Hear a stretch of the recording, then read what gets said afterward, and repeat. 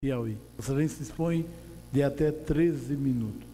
Eminente presidente dessa sessão, reverendo deputado Couto, que honra esta casa.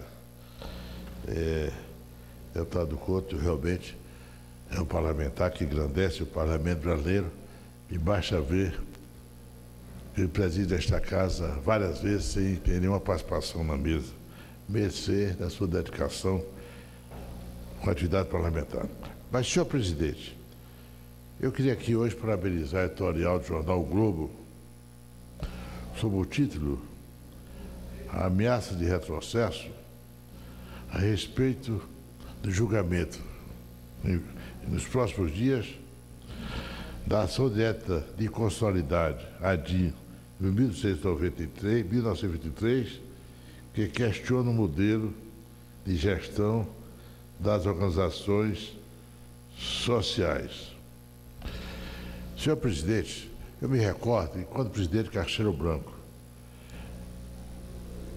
através do Decreto-Lei 200, estabeleceu toda uma reestruturação da administração pública brasileira, junto com Roberto Campos, inspirado por Roberto Campos, Zé do Beltrão. Recordo que na sua exposição de motivos, ele dizia que o setor público deveria, em determinados momentos, ter mecanismos de natureza privada para que esse mecanismo de gestão privada ajudasse a alavancar a administração pública. A Universidade de Brasília, por exemplo, foi criada com fundação de direito privado, ardendo esse princípio que o Decreto-Lei 207, o Decreto-Lei 200 consagrou. Depois, a Universidade de Brasília, infelizmente, foi transformada numa entidade igual às demais universidades do Brasil, uma instituição de direito público, e, consequentemente, ela perdeu um pouco da sua qualidade, da sua capacidade inovadora como instituição acadêmica, sobretudo no campo da pesquisa científica. Portanto, presidente, essa ideia da organização social é idealizada pelo homem que, embora ligado ao governo passado, mas é um intelectual, um pensador da administração pública, que foi o Expresso Zé Pereira, que vem também do setor privado. E, nesse sentido, eu acho que nós devemos personalizar ou partidarizar a questão. O certo é que as organizações sociais serão um grande instrumento de alavancagem da própria administração pública. Eu quero aqui dar um exemplo de uma entidade assemelhada, que é exatamente as fundações pioneiras Sara Kubitschek. Elas têm uma gestão de recursos próprios. Ela tem sua própria política salarial, sua própria política de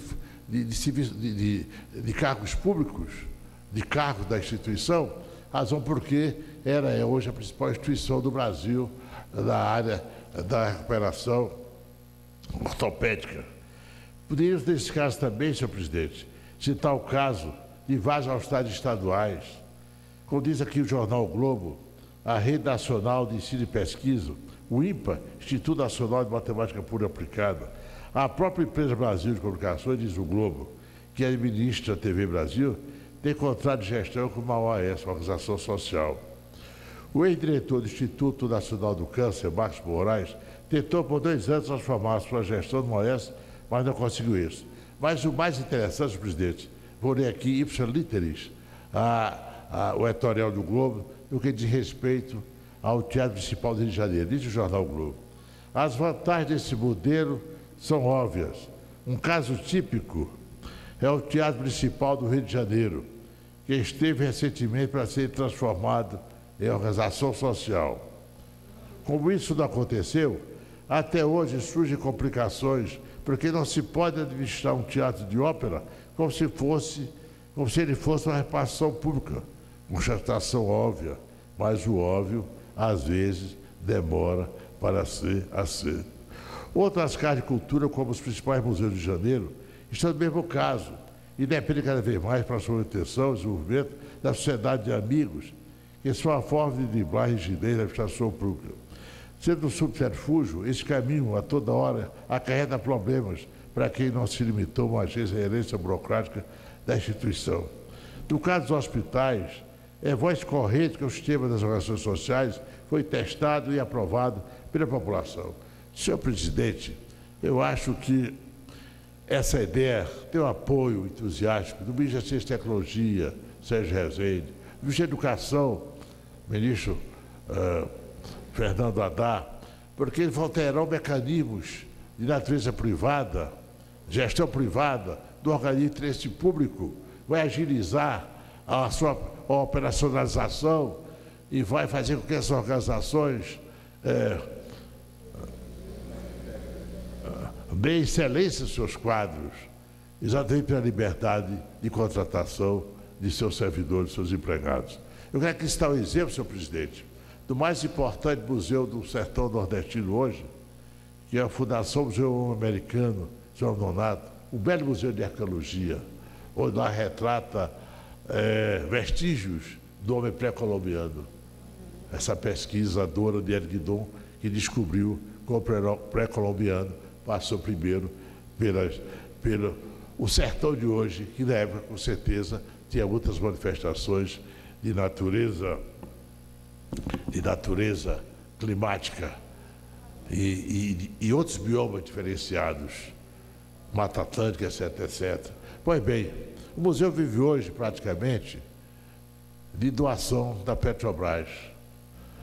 Ora, se esse museu fosse uma organização social, com apoio do Ministério da Ciência e Tecnologia, com certeza, não tínhamos preocupação da sua manutenção. Esse museu, que é uma escola, é um exemplo vivo do carinho com que essa arqueóloga de Erguidon trata os assuntos da arqueologia, os assuntos que dizem respeito às pesquisas do Parque Nacional Serra Capivara. É uma realização indireta, porque o Ministério, aqui as organizações sociais se engajarem, passa a ter, de certa maneira, um controle indireto da sua gestão. E quanto o perigo de que a fiscalização delas seriam vulneráveis por seu órgão público, mas essas organizações sociais serão sujeitas do mesmo jeito aos conselhos fiscais, às auditorias externas, ao Tribunal de Contas da União, porque recebem recursos públicos, e a própria Controladoria Geral da União, que vem fazendo um trabalho excepcionalmente bem feito neste país. Essa foi uma das grandes conquistas do governo do presidente Lula, foi a criação da Controladoria Geral da União, que tem no ministro Jorge Arges, realmente, um atuante defensor do interesse público, do dinheiro público, do erário, enfim.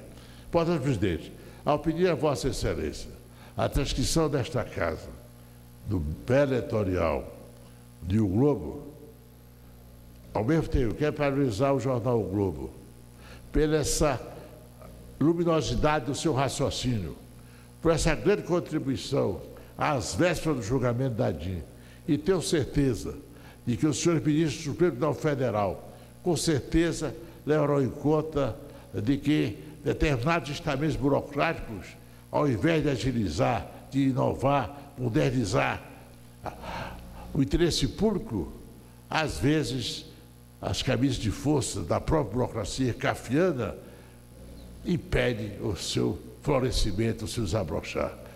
Portanto, com a gestão privada, a favor do interesse público, sob o controle do governo, é fundamental em determinadas áreas de educação, de pesquisa, de cultura, para alavancar, senhor presidente, o desenvolvimento educacional, cultural e científico do nosso país. Muito obrigado, presidente.